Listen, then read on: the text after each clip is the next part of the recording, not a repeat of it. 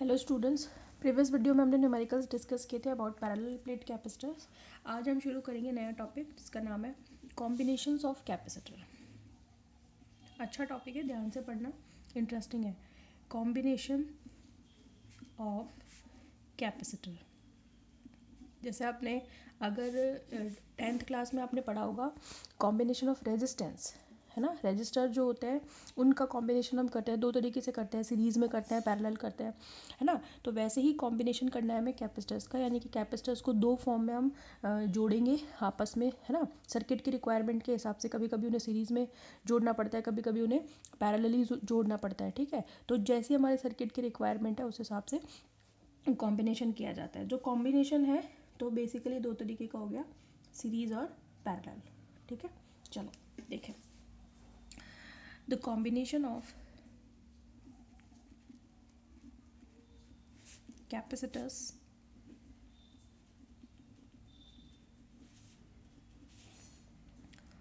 can be done in two ways according to the requirement of circuit. Requirement of circuit. अब कौन से वो दो तरीके हैं? नंबर एक, सीरीज कॉम्बिनेशन,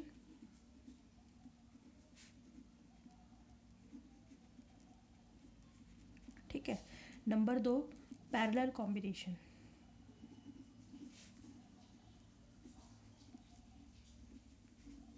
ठीक है। एक है सीरीज कॉम्बिनेशन और दूसरा है आपका पैरेलल कॉम्बिनेशन। तो सबसे पहले हम बात करेंगे सीरीज कॉम्बिनेशन की।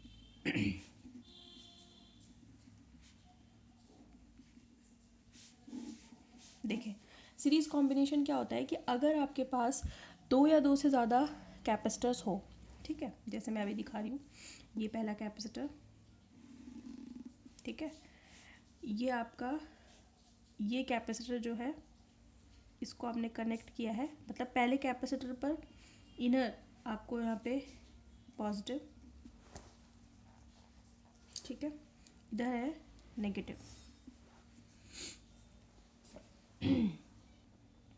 ठीक है। अब इस पर प्लस और इस पर माइनस कैसे है अभी बात करूँगी मैं। ये तो पहला कैपेसिटर हुआ। ये पहले कैपेसिटर की जो दूसरी प्लेट है उसको मैंने दूसरे कैपेसिटर की पहली प्लेट से कनेक्ट किया। फिर दूसरे कैपेसिटर की जो सेकंड प्लेट है उसको मैंने कनेक्ट किया तीसरे कैपेसिटर की पहली प्लेट से। इस तरीके से हमने क्या किया है, तीन कैपेसिटर्स को आपस में कनेक्ट किया है, ठीक है। इनके बीच की डिस्टेंस इक्वली लेना, ठीक है। मेरा तो हो गया। अब जो है कैपेसिटर जो है पहला, उसको मैंने कनेक्ट किया एक बैटरी से, ठीक है। ये लो, बैटरी से मैंने कनेक्ट कर दिया, ये लो, समझ में आई बात आपको, ठीक है। ये है प्लस वाला टर्मिनल और ये है नेगेटिव टर्मिनल, ठीक है। अब हुआ क्या वो देखो, जब इस बैटरी का पॉजिटिव टर्मिनल इस वाले कैपेसिटर से जोड़ा गया तो प्लस चार्ज जो है वो इस वाले कैपेसिटर पर आ गया, ठीक है। इस पर प्लस चार्ज आने की वजह से इसकी जो दूसरी वाली प्लेट है उस पर नेगेटिव चार्ज इंड्यूस हो गया, मतलब इसको मैंने प्लस क्यू चार्ज दिया, पर उससे इस प्लस क्यू चार्ज की वजह से इस वाली प्लेट पर माइनस क्यू चार्ज इंड्यूस हो गया। हमने दिया नहीं है इसको माइनस चार्ज, हमने सिर्फ इसको प्लस से कनेक्ट किया है, तो इस पर प्लस चार्ज हमने दिया है, तो प्लस चार्ज की वजह से माइनस क्यू चार्ज इस पर क्या हो गया, इंड्यूस हो गया, है, खुद से क्रिएट हो गया, हमने नहीं दिया। फिर इस माइनस क्यू चार्ज तो कहाँ पर इंड्यूस हुआ, इस वाली प्लेट की इनर सरफेस पर, इनर सरफेस पर। इस पर जब इनर सरफेस पर नेगेटिव आया तो यहाँ पर बाहर वाली सरफेस पर पॉजिटिव आएगा, ठीक है। बस एक इंडिकेशन के लिए दिखा रही हूँ, आपको भी नहीं दिखाना, आपको ध्यान रखना है, ठीक है। इस प्लस की वजह से इसकी अंदर वाली प्लेट पर तो नेगेटिव क्रिएट हुआ और इस नेगेटिव की वजह से इसकी खुद की बाहर वाली प्लेट पर पॉजिटिव क्रिएट हुआ, ठीक है। अब ये पॉजिटिव चार्ज कहाँ जाएगा, इस दूसरी वाली प्लेट, जो दूसरा वाला कैपेसिटर है उसकी पहली प्लेट पर, तो इस पर आ गया आपके पास पॉजिटिव चार्ज इस प्लेट पर, ठीक है। अब फिर इस पॉजिटिव की वजह से यहाँ पर नेगेटिव क्रिएट होगा, नेगेटिव की वजह से बाहर वाली पर पॉजिटिव, फिर ये पॉजिटिव यहाँ आएगा, ठीक है। इस पॉजिटिव की वजह से फिर यहाँ पर अंदर वाली पर नेगेटिव और बाहर पर पॉजिटिव। समझ में आ गई बात आपको? तो इस तरीके से लास्ट तक आपके जो है कैपेसिटर और ये सब जो है कनेक्ट हो गए, ठीक है। ठीक है। तो इस तरीके से क्या हुआ, जितने भी आपने कैपेसिटर कनेक्ट करने हैं उन सभी पर आपने एक पर आपने प्लस क्यू दिया तो सभी पर नेगेटिव आ गया, उसकी वजह से पॉजिटिव इंड्यूस हो गया। समझ में आ गया। और फिर वो पॉजिटिव आगे जा करके ऐसे आगे जो है बढ़ता गया। समझ में आ गई। तो सीरीज़ कॉम्बिनेशन क्या होगा, जब आप दो या दो से ज़्यादा कैपेसिटर कनेक्ट करोगे, और किस तरीके से कनेक्ट करोगे कि पहले कैपेसिटर की सेकंड प्लेट को दूसरे कैपेसिटर की फर्स्ट प्लेट से, ठीक है, फिर दूसरे की दूसरी प्लेट को तीसरे की पहली से, और इस तरीके से और भी हो सकते थे आगे, हमने तो सिर्फ एक एग्जांपल लिया है। ठीक है। तो यहाँ इस तरीके से ये दो टर्मिनल आप मान के चल लो, जैसे ये आपका ए है ना और ये बी टर्मिनल। तो ए और बी टर्मिनल के बीच में आपने तीन कैपेसिटर्स कनेक्ट किया है ना। इस पर प्लस क्यू इंड्यूस हो गया, इस पर माइनस क्यू है, इस पर प्लस क्यू है और इस पर माइनस क्यू है। वोल्टेज होगी सभी, जैसे इसकी वोल्टेज है ना, पोटेंशियल जो है वो वी है।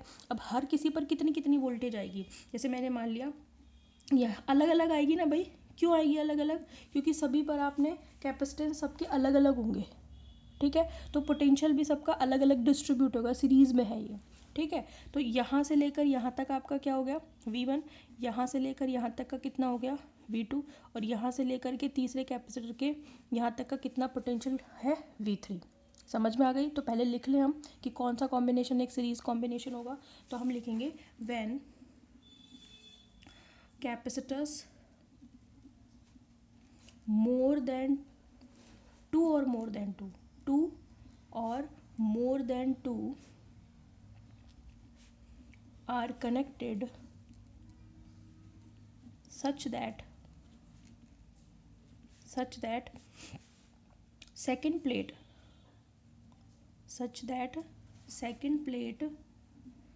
of first कैपेसिटर में दोनों प्लेट इंक्लूड है। ठीक है। और जब मैं बात कर रही हूँ second plate of first capacitor, तो इसकी बात कर रही हूँ मैं। ठीक है। That second plate of first capacitor is connected to first plate of second conductor। ठीक है। and second plate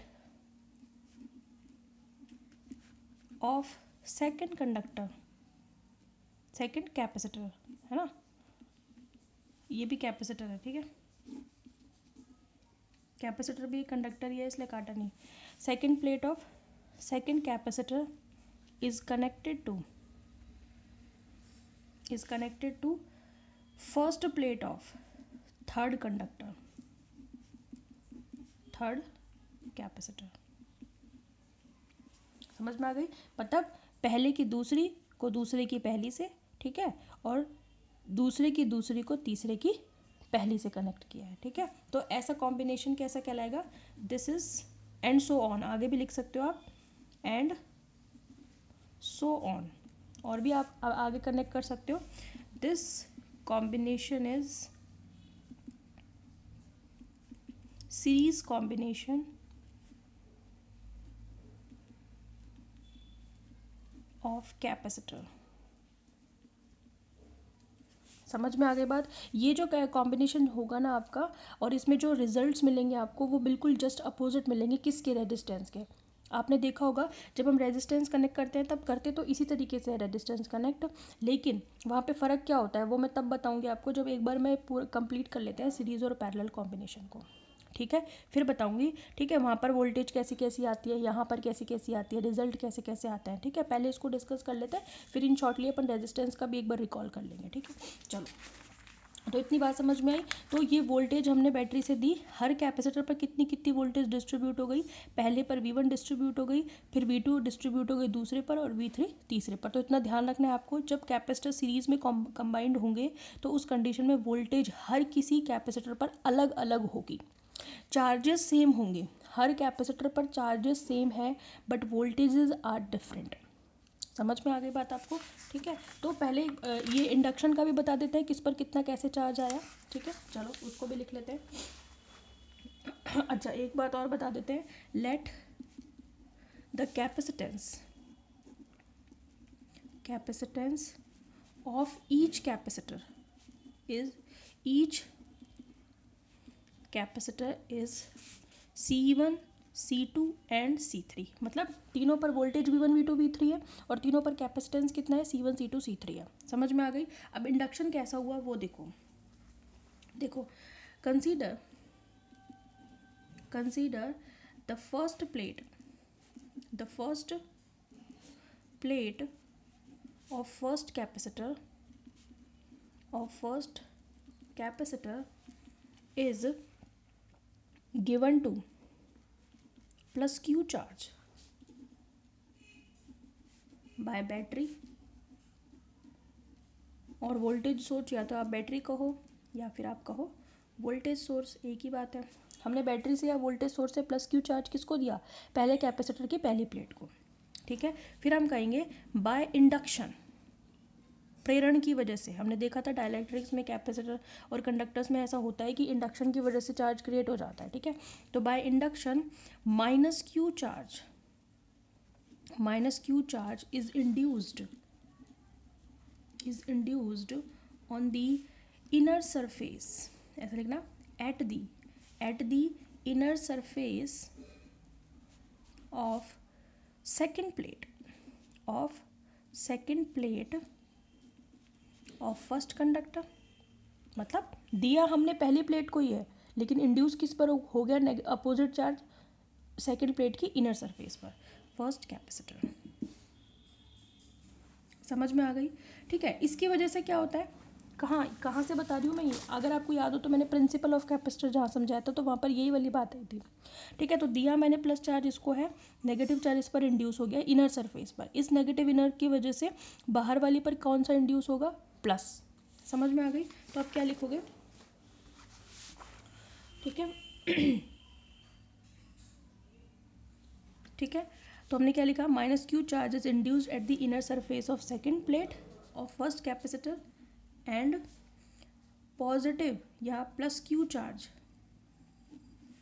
eight the outer surface. बाहर कितना आ गया, माइनस क्यू, सॉरी बाहर कितना आ गया, प्लस क्यू, और अंदर कितना आ गया, माइनस क्यू, ठीक है। फिर हम लिखेंगे दिस प्लस क्यू चार्ज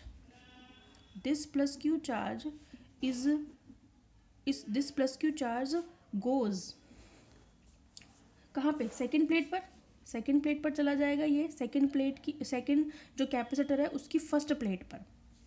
समझ में आ गई, ये तो हम लिखेंगे, ठीक है। तो हम क्या लिखेंगे, समझो, आपको समझ में तो आ ही गया होगा, प्लस यहाँ पे, माइनस यहाँ पे, माइनस से प्लस यहाँ पे, ये प्लस कहाँ जाएगा, इस पर, ठीक है। फिर इस पर माइनस आ जाएगा, फिर यहाँ पर प्लस आ जाएगा, ये प्लस कहाँ जाएगा, आगे। तो इसी को लिख रही हूँ मैं फटाफट, ठीक है, समझा दिया मैंने। This plus Q charge goes towards first plate of second capacitor and again minus q at the inner surface and plus q at the outer surface induced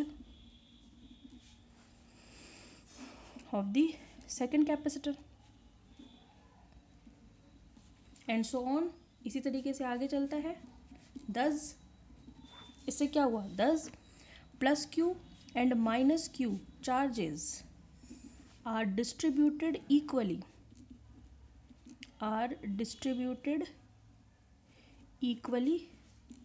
on each capacitor, ठीक है। वो हमें दिख रहा है कि हर किसी पर प्लस क्यू और minus Q charge equal magnitude का जो है आ गया, ठीक है। हमने माना let V1 V2 and V3 are the potential of each capacitor. हर किसी का जो पोटेंशियल है वो कितना है भाई, V1 V2 V3।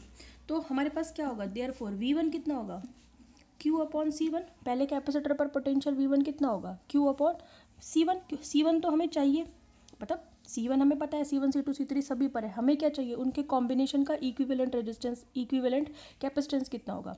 अब हमें पता है भाई C is equal to q upon V होता है, तो V बराबर क्यू अपॉन सी लिखा जा सकता है ना, V बराबर क्यू अपॉन सी लिखा जा सकता है इस फॉर्मूले से।